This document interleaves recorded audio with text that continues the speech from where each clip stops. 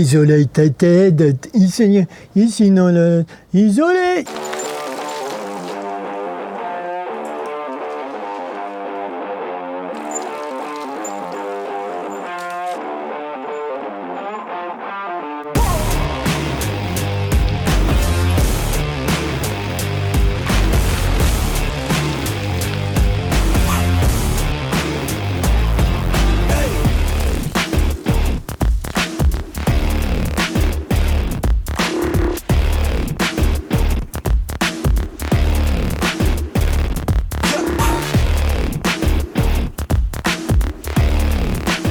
Hey!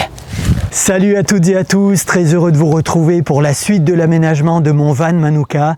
Et cette fois-ci, on se retrouve pour une série de vidéos où on va parler d'électricité. Et plus précisément, on va voir comment charger la batterie auxiliaire qui va se trouver à l'arrière du véhicule à partir de la batterie du porteur qui se trouve sous le capot, grâce à un petit module qu'on appelle l'Orion Smart. Vamos al trabajo!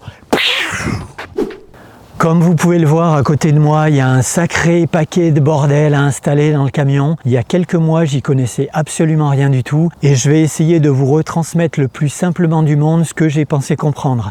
Attention, l'installation que je présente est très spécifique à mon véhicule et elle ne sera peut-être pas forcément adaptée au véhicule que vous souhaitez aménager. On va voir ici, sans ordre de préférence, le chargeur convertisseur qui nous permettra d'avoir du 220 volts à l'intérieur du véhicule, le MPPT ici qui va nous permettre de gérer l'énergie qui arrive du panneau solaire, l'Orion Smart qu'on va installer dans cette vidéo et qui va permettre de charger la batterie auxiliaire à partir de la batterie principale du van, le Battery Protect qui va nous permettre, comme son nom l'indique, de protéger la batterie des surtensions. On aura ici le BMW 712 qui est un contrôleur de batterie qui nous permettra de contrôler l'état de la batterie quand on le souhaite avec ce qu'on appelle le shunt. Ici c'est mon système Unifix qui permettra de fixer le panneau solaire sur le toit avec la colle associée et ici le passe-câble. Pour installer tout ça, il sera recommandé d'avoir un petit voltmètre, du câble, on va en avoir de toutes les sections, de toutes les longueurs, de toutes les couleurs. On aura ensuite un porte-fusible de 12 positions pour la distribution 12 volts vers les consommateurs, un mini tableau électrique 220 volts, un coupe-circuit, des porte-fusibles et les fusibles associés, un bus bar qui est une barrette de connexion qui va nous permettre de connecter plusieurs fils sur la même borne, des cosses de toutes sortes et ici comme exemple des consommateurs 12 volts, une petite prise USB. Pas de panique, je ferai une présentation détaillée de chacun des appareils au moment de l'installer dans le véhicule ainsi que toutes les connectiques. Pourquoi dans un van ou dans un fourgon aménagé a-t-on besoin d'une telle installation électrique? Eh bien tout simplement parce qu'on va avoir ce qu'on appelle des consommateurs. On va avoir des téléphones à recharger, éventuellement des caméras, un PC, on va avoir des éclairages à l'intérieur du van ou du fourgon. Tout ça, ça consomme de l'électricité et on va surtout pas envisager de la pomper sur la batterie du porteur. Il y en a qui ont essayé, ils ont eu des problèmes. Non, il ne faut pas faire ça. Parce que si vous pompez plusieurs heures pendant la journée ou pendant la nuit sur la batterie du porteur, et bien le lendemain matin, quand on essaye de redémarrer la machine, ça ne marche plus. Il nous faudra donc une deuxième batterie qu'on appelle la batterie auxiliaire. Les batteries, comme dans beaucoup d'autres domaines, il y a les petites et il y a les grosses. Vous pensiez aux motos comme moi, c'est ça hein? Pour savoir s'il vous faut une petite, une moyenne ou une grosse batterie, il va falloir lister dans un joli fichier tous vos consommateurs, c'est-à-dire les différents chargeurs, le PC, la glacière, la pompe à eau, les différentes lumières, les prises USB. Les notions dont on va parler en électricité, c'est la tension exprimée en volts, l'intensité exprimée en ampères et la puissance exprimée en watts. Lorsqu'on va décider de la tension de l'installation, on aura le choix entre le 12 volts et le 24 volts. Très franchement, pour des fourgons ou des vannes aménagées, c'est le 12 volts qu'on va adopter. Le 24 volts est généralement utilisé pour des véhicules de plus grosse taille, des bus par exemple ou des gros camions. Mais ça n'est pas aussi simple que ça et on peut avoir aussi des installations hétérogènes, c'est-à-dire avoir une installation en 12 volts à l'intérieur du van et avoir des panneaux solaires par exemple qui fournissent du 24 volts. Donc ça, surtout, il faut le gérer et ça ne se fait pas par l'opération du Saint-Esprit. Et il y a deux absents de taille dans ce que je viens de vous montrer, la batterie et le panneau solaire, qui sont tout de même relativement essentiels, mais que j'aurais eu un petit peu de mal à transporter sur mon petit vélo.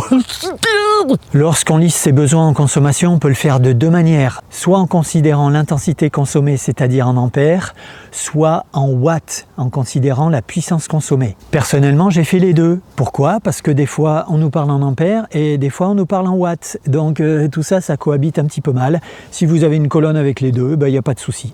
Je vais prendre pour exemple ce chargeur de téléphone. Pour une tension de 5 volts, il fournit 1,55 ampères, soit 7,8 watts. Dans ce cas-là, par exemple, impeccable, je peux connaître la puissance qui est consommée par ce chargeur. Mais dans d'autres cas, ça va se compliquer un petit peu. Sur cet autre chargeur, par exemple, on m'indique 5 volts, 1,55 ampères. La puissance n'est pas indiquée. Eh bien, on arrive tout de même à s'en sortir avec la célèbre formule mathématique P égale UI qui nous rappelle des souvenirs magnifiques de culottes un petit peu usées sur les bancs de l'école. La puissance exprimée en watts est égale à la tension exprimée en volts multipliée par l'intensité exprimée en ampères. Alors des fois on fait des multiplications, des fois on fait des divisions. Et dernière petite chose qui a son importance également si vous souhaitez lister vos besoins en ampères, si je prends l'exemple de mon petit chargeur de tout à l'heure qui distribuait sur 5 volts 7,8 watts, mon installation n'est pas en 5 volts, elle est en 12 volts. Donc je prends ma petite calculatrice, je prends la puissance de 7,8 watts que je divise par 12. Ça me donne 0,65 ampères. Je divise par 12 parce que mon installation fournit du 12 volts. Une fois que tous les besoins seront listés en ampères ou en watts, comme vous le souhaitez, il faudra dire combien de temps on imagine qu'on utilise l'appareil dans la journée. Par exemple, mes lumières, ça va être 3 heures dans la journée, le soir. On fait une petite multiplication entre la consommation de l'appareil et le nombre d'heures qu'on souhaite l'utiliser dans la journée et ça nous donne la colonne ampère-heure ou watts-heure. Quand on additionne le total, c'est ça qui va vous permettre de dimensionner la taille de la batterie. Dans mon cas, j'aurais beaucoup aimé avoir une batterie de 120 ampères, mais étant donné le tarif des batteries lithium, j'ai été plus raisonnable et je suis allé pour une batterie 150 ampères qui devrait être, je pense, à l'usage largement suffisante. Pour les batteries, il y a toutes sortes de possibilités, le plomb, l'AGM, le lithium. Vous trouverez vraiment plein de ressources sur internet qui vous permettront de vous guider dans votre choix. J'ai opté pour ma part pour le lithium qui est un petit peu la Rolls-Royce, qui est quand même plus cher, parce qu'elle permet d'avoir un plus grand nombre de cycles de recharge, donc une durée de vie a priori plus longue, et aussi parce que ce sont des batteries qu'on peut quasiment décharger à 100%. C'est-à-dire que sur mes 150 ampères disponibles dans la batterie, je pourrais en consommer au moins 90%, contrairement à d'autres types de batteries. Pour le choix de la batterie, il y aurait éventuellement une dernière possibilité qui sont les batteries nomades. Ce sont des blocs compacts où il y a tout dedans, les prises USB, les prises de 120 volts, la batterie donc. Il y a aussi le gestionnaire de panneaux solaires parce qu'on peut y connecter un panneau solaire et en plus on peut très bien la sortir à n'importe quel moment du camion pour la poser sur le bord d'une rivière ou sur une table pour écouter de la musique par exemple. Pour ma part, je n'ai pas opté pour ce type de batterie pour différentes raisons. La première raison, c'est que je ne voyais pas au quotidien l'intérêt d'une batterie portative. La deuxième raison, c'est que j'avais besoin de distribuer mes prises USB et mes prises de 120 volts à différents endroits dans le van. Et la troisième raison, c'est que justement, en choisissant des appareils différents, on peut les adapter aux besoins très spécifiques du véhicule, notamment pour la recharge de la batterie auxiliaire à partir de la batterie du porteur et le rechargement de la batterie auxiliaire à partir des panneaux solaires. Ensuite, avant de se lancer à l'aventure, c'est super important de dessiner un schéma électrique. Pour ma part, je l'ai coupé en deux. Le premier avec tout ce qui gravite autour des deux batteries et le deuxième avec tout ce qui est consommateur 12 volts. Pour mettre en place votre schéma, il y a des tas de ressources qu'on trouve sur internet. Pour ma part, j'ai pas trouvé ça complètement limpide. On a un petit peu tout et son contraire en termes de dimensionnement des câbles, des fusibles, etc. Donc si vous avez un ami électricien, séquestrez-le. Franchement, il vous sera de la meilleure aide. Pour ma part, j'ai été accompagné par le site MyShop Solaire chez lequel j'ai acheté la plupart de mes fournitures. MyShop Solaire vous attribuera un conseiller personnalisé qui va pouvoir répondre à toutes vos questions, soit par téléphone, soit par mail. Quoi qu'il en soit, si certains d'entre vous souhaitent s'inspirer de mon schéma de câblage, je précise bien que je décline toute responsabilité. Il est très spécifique à mon véhicule et il contient éventuellement encore peut-être des imperfections ou des choses à corriger. Dans cette vidéo, nous allons donc parler de l'Orion Smart qui va nous permettre de charger la batterie auxiliaire à partir de la batterie du porteur. Sous le capot de nos véhicules se trouve un organe qui s'appelle l'alternateur qui permet de produire de l'électricité quand le moteur tourne. Sur un véhicule standard, l'alternateur permet donc de recharger charger la batterie du porteur. Dans le cas d'un véhicule aménagé, on va charger en priorité la batterie du porteur et une fois que la batterie du porteur sera chargée, on basculera sur la batterie auxiliaire qui se trouve à l'arrière. Sur les véhicules un peu anciens, il faudra utiliser un appareil qu'on appelle le Citrix qui est adapté aux alternateurs standards. Les véhicules plus récents par contre sont équipés de ce qu'on appelle des alternateurs intelligents qui permettent d'augmenter l'efficacité du carburant et réduire les émissions. Et dans ce cas-là, il faudra utiliser un appareil de type Orion Smart pour gérer les informations qui sont envoyées par cet alternateur. L'appareil que j'ai acheté est complètement isolé électriquement et d'autre part, il est pilotable à partir de l'application Vitron Connect sur n'importe quel smartphone. L'Orion Smart a aussi un rôle de déconnexion, de séparation entre la batterie du moteur et la batterie auxiliaire lorsque le moteur n'est pas démarré. Il protège également des surchauffes, des surcharges et des courts-circuits. L'Orion Smart dispose également d'une fonction de verrouillage, c'est-à-dire que si la tension d'entrée chute en dessous d'une certaine tension qui est réglable, alors il cessera de fonctionner et d'alimenter la batterie auxiliaire. Bon, comme d'habitude, j'ai beaucoup causé, il faudrait peut-être passer à l'action. On se retrouve autour du véhicule. Al trabajo! Si vous vous souvenez de l'épisode précédent où j'avais installé la prise P17 pour le camping, j'avais demandé à mon garagiste de faire transiter 2 fils, un rouge, un noir, depuis le capot ici jusqu'à l'arrière du véhicule pour alimenter la batterie auxiliaire. Pour protéger le câble positif des surtensions, le câble rouge, je vais installer sous le capot un porte-fusible dans lequel je vais installer un fusible de 60 ampères. Le fusible en principe doit être installé au plus près de la batterie porteur ici pour protéger la suite du circuit à l'intérieur du véhicule. Étant donné que je connecterai à terme la borne positive ici à l'intérieur de ma boîte à fusibles, j'envisage de positionner mon porte-fusible sur le côté ici, dans un endroit suffisamment accessible. Et pour fixer le porte-fusible sur la carrosserie, je vais utiliser un écrou-borgne avec la pince qui va bien, vous commencez à connaître le principe. Des fusibles, il y en a de toutes sortes et ceux-là, ça s'appelle des fusibles méga. En plus, celui-là, une fenêtre qui permet de voir s'il est en bonne santé ou plutôt s'il a grillé.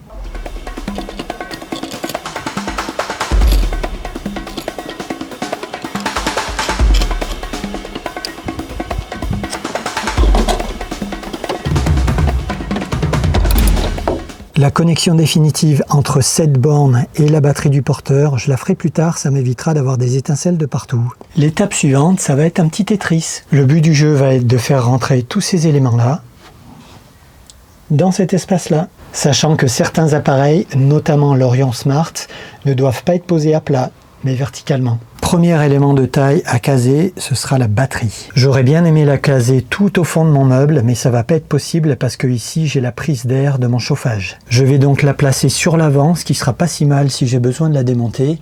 Et je me suis organisé ici un petit assaut que j'ai vissé pour le maintien de la batterie avant-arrière. Pour l'insérer, ça se passera comme ça. Et pour la sortir, une petite bascule vers l'arrière et je la tire vers l'avant.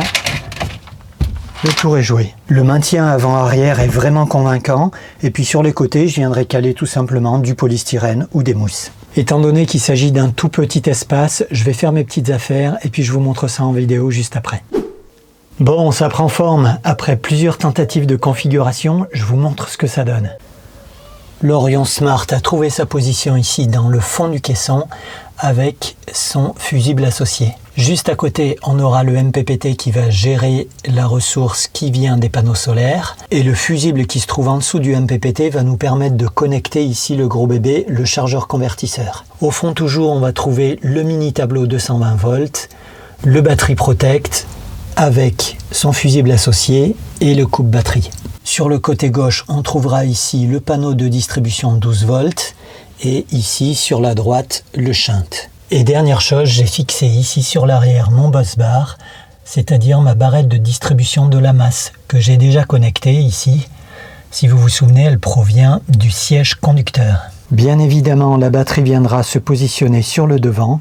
Et ce qui me plaît dans cette configuration, c'est que sur la droite, on aura encore de la place ici pour positionner un deuxième panneau de distribution 12 volts. Ce qui risque d'arriver, je pense. Deux précisions importantes concernant l'installation de l'Orion Smart. Tout d'abord, il doit bien être installé de cette manière-là, à la verticale, avec les bornes ici de connexion sur le bas. Deuxième chose très importante, les lames que l'on voit sur le dessus, ici métalliques, vont permettre de diffuser la chaleur de cet appareil qui va chauffer beaucoup. Il faut donc surtout pas monter cet appareil sur une surface qui est susceptible de fondre, comme du plastique par exemple.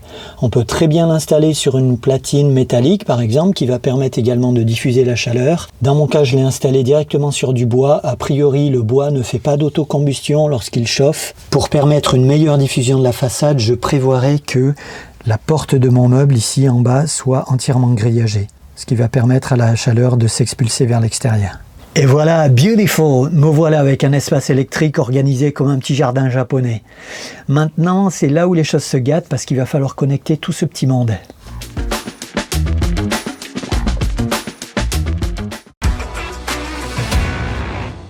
Salut à toutes et à tous, très heureux de vous retrouver pour cette...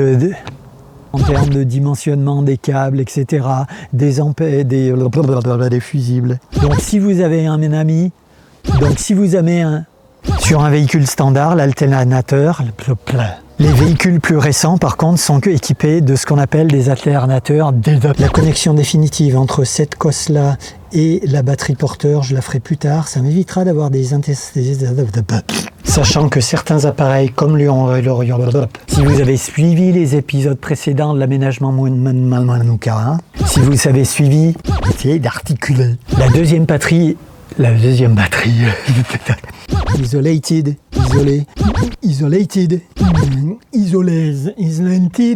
Mais puisque je vous dis qu'il est déjà isolé, c'est comme le port-salut, c'est marqué dessus. L'étape suivante va maintenant se passer sur le smartphone. L'étape suivante va maintenant se passer sur le smartphone. Si on est sur le smartphone.